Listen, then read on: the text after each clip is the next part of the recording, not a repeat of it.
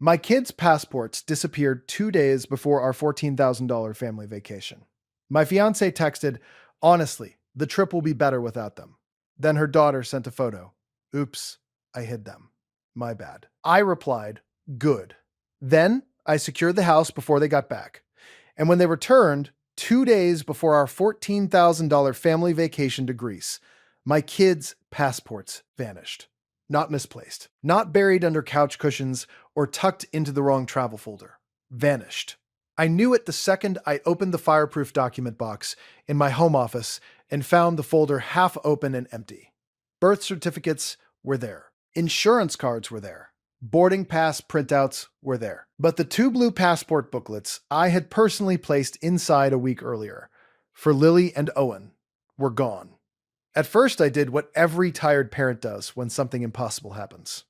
I blamed myself. I checked the desk drawer, the kitchen junk drawer, my suitcase, the hall closet where we kept travel-sized toiletries, and those stupid neck pillows nobody actually liked. I went through my briefcase twice, even though I hadn't taken the passports anywhere. Then I checked the document box again, because sometimes desperation makes you hope reality will rearrange itself out of pity. Nothing.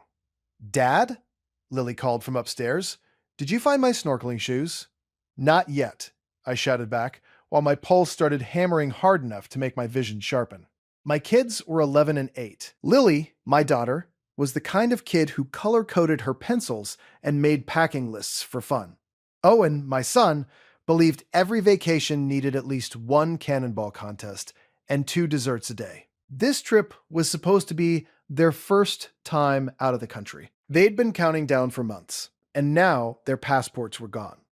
I stood there in my office, staring at the empty box, and felt that cold, ugly intuition rise in my chest.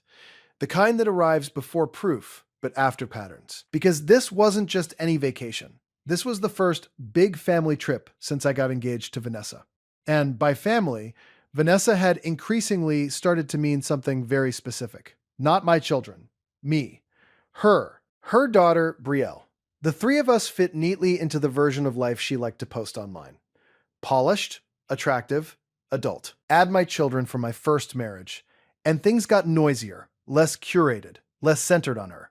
At the beginning, she had hidden that discomfort well. Vanessa was 34, elegant in a way that looked effortless, and absolutely wasn't. Even in leggings and a sweatshirt, she somehow seemed assembled. I was 38, a sales representative for a luxury bathroom fixtures company that specialized in high-end toilets with orthopedic lids. Yes, that is a real sentence. Yes, people laughed when I first said it. They laughed less when I told them what I earned selling custom comfort tech toilets to surgeons, boutique hotels, athletes with back problems, and wealthy people who wanted their bathroom experience to feel like a private spa in Zurich. I was good at my job. Very good. I could walk into a showroom and convince a man to spend $6,000 on a toilet by talking about spine alignment, pressure distribution, seal acoustics, and imported ceramic finish. I sold dignity wrapped in absurdity, and I sold a lot of it. That money had built a comfortable life for my kids and me after my divorce from Rachel. Nothing flashy, but solid. A 5-bedroom house in a quiet neighborhood. College savings, summer camps, a family room big enough for movie nights and blanket forts. Safety. Then Vanessa came in like a perfume ad with opinions. She worked in brand development for a wellness company and had a 15-year-old daughter, Brielle, whose personality could best be described as expensive boredom. Brielle always looked mildly insulted by ordinary life. If water came from a faucet, instead of glass infused with cucumber, she seemed personally attacked. At first, Vanessa insisted she loved how devoted I was as a father. "I've never dated a man who put his kids first," she told me once, sitting cross-legged on my couch, smiling like she was admiring something noble. It's attractive. Back then, I believed her, but admiration slowly curdled into irritation. She'd flinch when Owen interrupted adult conversations. She'd call Lily intense because my daughter asked direct questions. She'd suggest date nights on the exact weekends I had my kids. And then there were the little comments, the ones designed to sound reasonable if repeated out loud. Maybe the children would be happier with their mom for part of the summer. Couples need time to bond too. Brielle is at such a delicate age. She needs stability. Stability, in Vanessa's language, always meant priority. 6 months into our engagement, she started talking about Greece. She found the villa, private pool, sea view, chef options, white stone terrace, 4 bedrooms. She showed me pictures across the kitchen island, like she was revealing the future itself. It's perfect, she said. We deserve something beautiful. We'd need something kid-friendly, I said. It is kid-friendly. Mine too. She smiled, but it tightened at the corners. Of course. That, of course, had bothered me then. It bothers me even more in memory. I paid for almost all of it. Flights, villa deposit, excursions, rental van, travel insurance. Roughly $14,000. Vanessa contributed some restaurant reservations and spent a ridiculous amount on resort clothes for herself and Brielle. Whenever money came up, she became vague and romantic. Whenever I brought up budgets, she kissed me and changed the subject. But the week before the trip, the cracks widened. Vanessa complained that Lily and Owen drained the energy from planning conversations.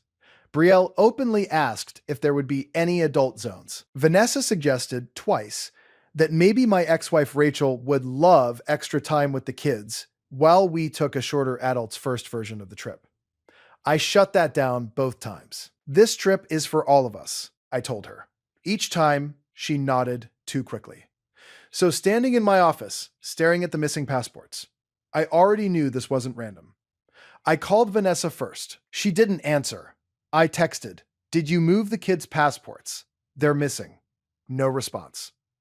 I called again, straight to voicemail. Upstairs, Owen thundered down the hallway and launched himself halfway down the staircase, because normal stair use was apparently beneath him. "Dad, are we still doing the boat day in Greece? Maybe don't practice breaking your neck before the trip," I said automatically. He grinned. "So yes, still working on it, buddy." Lily appeared behind him, arms folded. "You look stressed." "Thanks," I said. Very comforting. She squinted at me. "Is this about the passports?" Sometimes, having smart kids felt like being audited by tiny detectives. "Go finish packing your swim stuff," I said. "I'm handling it."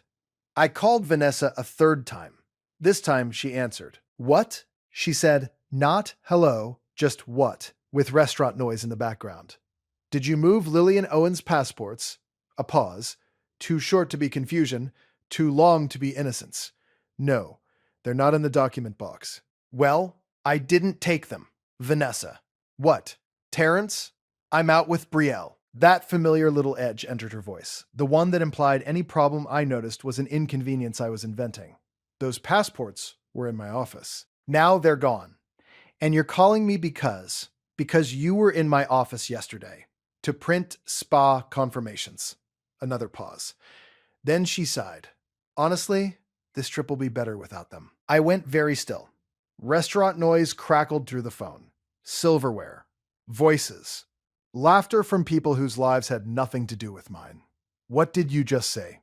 "You heard me. I actually had to grip the desk. Tell me you didn't do something insane.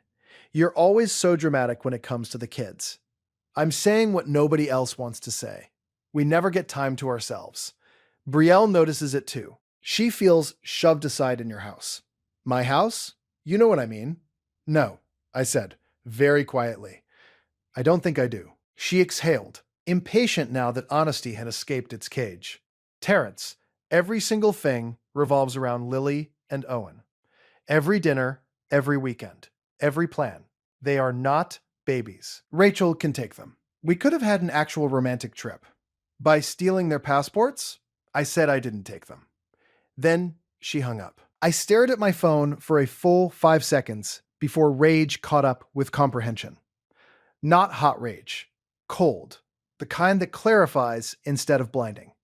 A minute later, my phone buzzed again. Unknown to anyone but painfully obvious to me, teenage smudness has a digital signature. Brielle's text came through with a photo attached. The picture showed 2 passports hidden behind folded towels in the upstairs linen closet. Lily's on top, Owen's underneath. Under the photo, one sentence. "Oops, I hid them." My bad. I looked at the image and felt something inside me settle into place. Not shock, not pain, decision. I typed one word back. Good. That was all. Then I moved. First, I retrieved the passports from exactly where the photo showed they'd be. I put them back in the document box, locked it, and slid the box into my bedroom safe. Second, I called Rachel. Now, Rachel and I had not had the world's cleanest divorce, but we had something better than romance. Respect rebuilt the hard way. She picked up on the second ring. What happened?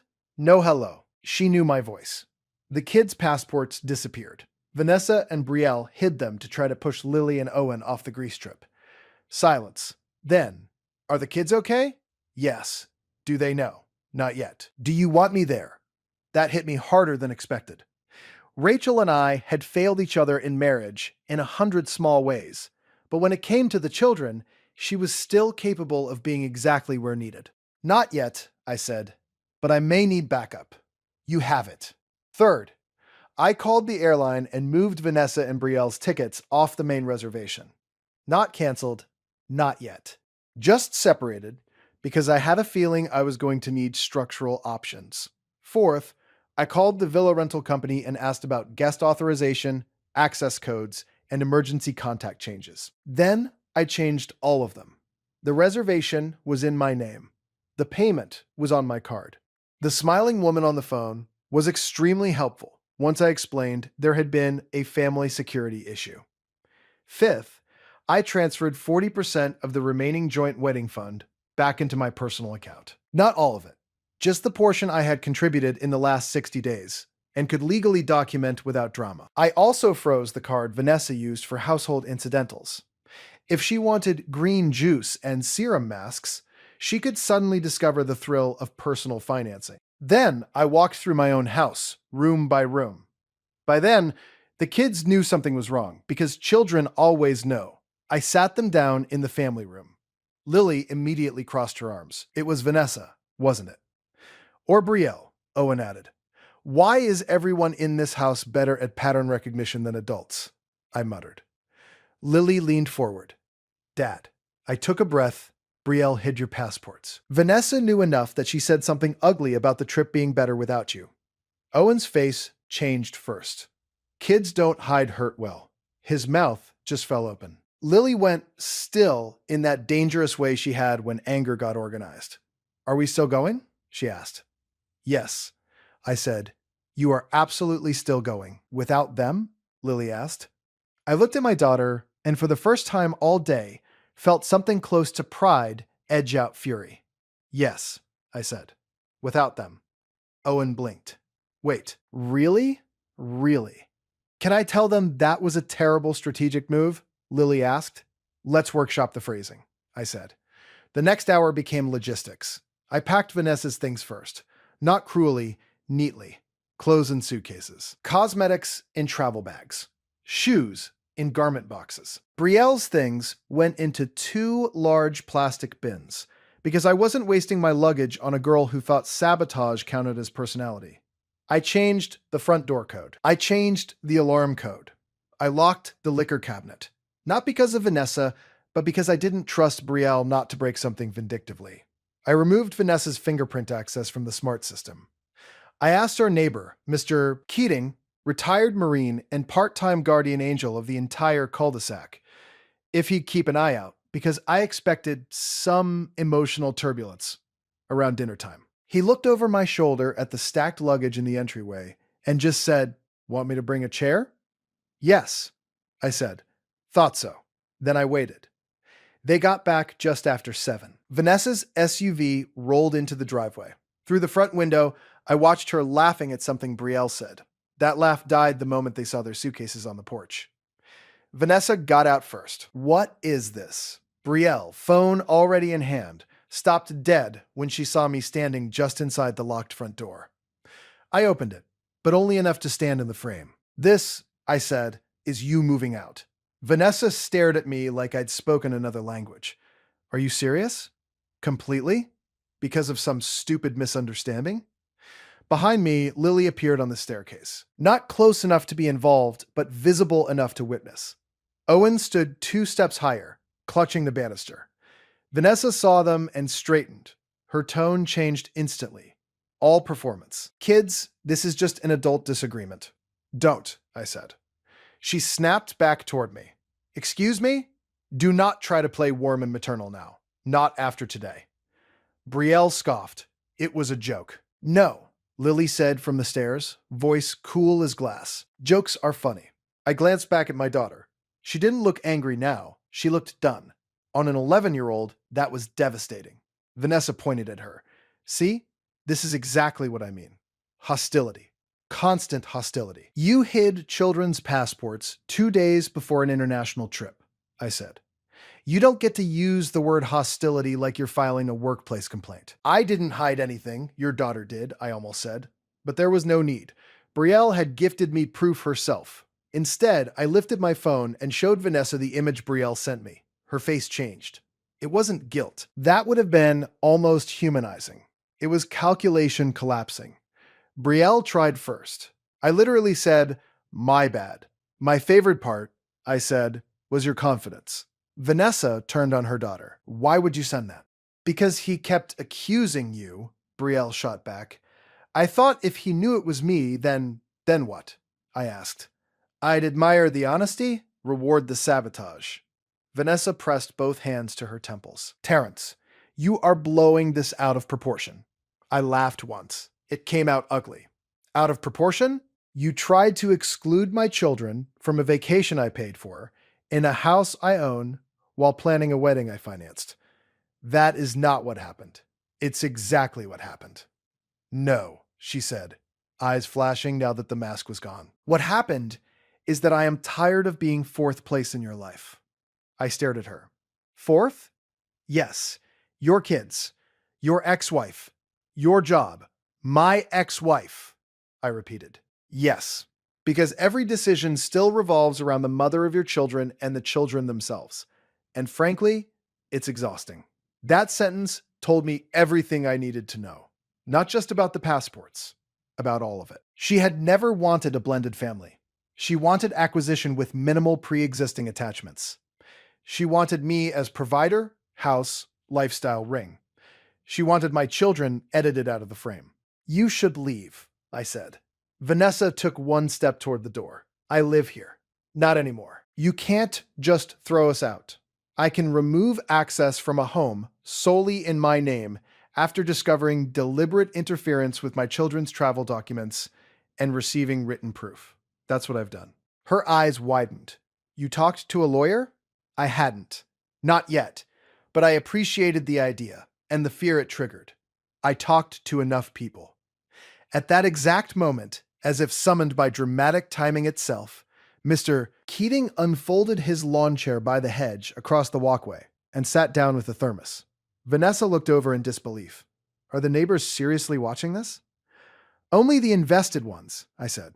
Brielle muttered, This is insane. No, Lily said again from the stairs. Hiding passports was insane. Vanessa turned toward the kids, desperation replacing anger. Lily, sweetheart, I would never actually keep you from a trip. This got out of hand. Stop calling me sweetheart, Lily said. That one landed. Owen spoke next, small but clear. Did you really want us not to go? Vanessa opened her mouth. And that was the problem. She opened her mouth at all, because if there had been any real innocence, any actual love for the children, the answer would have come out instantly and tenderly. But she hesitated, searching for the least damaging arrangement of words. Owen saw that. Children always do. His face crumpled before he looked away. That was it for me. We're done here, I said. Your hotel is booked for tonight. Vanessa blinked. My what? I reserved 2 rooms at the Hampton on Ridgeway, paid through tomorrow checkout. After that, you figure it out. You booked us a hotel? Yes. Brielle gave a sharp laugh. Wow, so noble. I met her gaze. You should be very careful confusing mercy with weakness. Vanessa's voice dropped. You would humiliate us like this over one mistake? I looked at the porch full of luggage, at the woman who had smiled while planning to erase my children from a family memory. At her daughter, who had treated their pain like content. Then I answered honestly, no. I'm humiliating you over a pattern. Today was just the first time you got sloppy enough to document it. For a second, nobody moved. Then Vanessa lunged, not at me, but toward the doorframe, trying to force her way in. I shut the door hard enough that she had to step back. Don't, I said through the glass. You're on camera. That was true too. When I'd secured the house, I had turned on every exterior camera and motion alert. Her phone buzzed. Mine did too. A second later. Rachel? Need me. I typed back. Handled. For now. Outside, Vanessa stood on my porch in the kind of silence that only comes after someone realizes the old leverage is gone. No pleading worked, no charm, no authority, no access. Finally, she hissed. The trip is ruined. I opened the door just enough for one last sentence. No, I said. It just got saved. Then I shut it and locked it. They stayed on the porch another 10 minutes, arguing in low, vicious bursts. Brielle cried first, though even that sounded offended more than sorry. Eventually, they hauled their bags back to the SUV and drove away. Mr. Keating raised his thermos toward the house, like a soldier saluting a victory he respected. I nodded back. Inside, the kids and I stood in the sudden quiet. Owen looked up at me. Are you okay? That almost broke me. Because that's what children do. Adults fail them, and they still ask if you're okay. I knelt in front of them. I'm angry and embarrassed that I didn't see enough soon enough. But I'm okay. Lily studied me. Are you still marrying her? No. She exhaled, a full body release, and for the first time all night, looked like a child again. Good, she said. I laughed then. Really laughed. That seems to be the family word today. Rachel came over an hour later anyway, carrying ice cream and the calm presence of somebody who had earned her place in our life the hard way. The kids told her everything at once. She listened without interrupting, then hugged them until Owen's shoulders stopped being so tight. At one point, she looked at me over their heads and said quietly, "You did the right thing." For the first time since finding the empty document box, I believed it. The next day was brutal in all the predictable ways. Vanessa sent paragraphs, then voice notes, then accusations. I had overreacted. I had traumatized Brielle. I had weaponized housing. I had chosen my ex-wife over my future. That last one was especially revealing, as though the mother of my children being consulted during a crisis involving our children was somehow a betrayal. I responded only once. Do not contact Lily or Owen. Return the ring through my attorney or certified courier. Any remaining property can be collected Saturday from the garage between 10 and 12. I didn't have an attorney yet when I sent that. I had one by noon. The ring came back 3 days later in a padded envelope with no note. Brielle posted something vague and dramatic online about narcissistic men who weaponize family roles. Unfortunately for her, teenagers are terrible strategists, and she'd already sent incriminating texts to exactly the wrong adult. I never engaged publicly. I didn't need to. Truth did enough. And then, because my children deserved more than aftermath, we went to Greece. Just the three of us. Rachel encouraged it. Genuinely. They've earned that memory, she said. So have you. It was one of the best weeks of my life. Lily stood on the villa terrace the first morning, wind lifting her hair, and whispered, "It looks fake." Owen cannonballed into the pool before I finished sunscreening one shoulder. We took the boat day. We ate octopus and fries and too much lemon cake. Lily made friends with the museum guide and asked so many questions about mythology that I tipped double out of gratitude and apology. Owen announced to 3 different waiters that his dad sold luxury toilets for a living, and every single time I had to explain the orthopedic lid concept to fascinated strangers. One older British man at our hotel bar nearly choked laughing, and then asked for my card because his wife had hip pain and, good God, man, this may be exactly what our downstairs loo needs. Even in Greece, apparently, the orthopedic toilet market waited for no one. On the 4th night, after the kids went to sleep, I sat alone on the terrace, looking at the water turning black under the moon. And I thought about how close I had come to marrying someone who saw my children as obstacles to manage rather than hearts to protect. That was the part that stayed with me most. Not the missing passports, not the texts, not even the porch showdown. It was the hesitation when Owen asked her if she really wanted them not to go. That tiny pause. A whole future died inside it. When we came home, the house felt different, cleaner, though nothing visible had changed, except a few fewer scented candles and one less designer robe in the bathroom. I sold the spare wedding decor Vanessa had ordered, with my card, and put the money into the kids' college funds. Lily approved of the reallocations. Owen wanted to know if failed engagements qualified him for extra dessert. On balance, I said yes. A month later, Mr. Keating handed me a six-pack over the fence and said, "Proud of how you handled that. By changing door codes and booking hotel rooms, by choosing your kids when it cost you something." That stuck. Because that was the whole thing, really. Anybody can be loyal when it's cheap. The real measure comes when love demands disruption. And if there's any moral to what happened, maybe it's this. Anyone who asks you to make your children smaller so they can feel bigger is not building a family with you. They're building a throne. I almost helped someone furnish one. Instead, I locked the door. And when they returned, they found out the house was secure, the children were staying, and the man they thought they could manipulate had finally learned the difference between peace and surrender.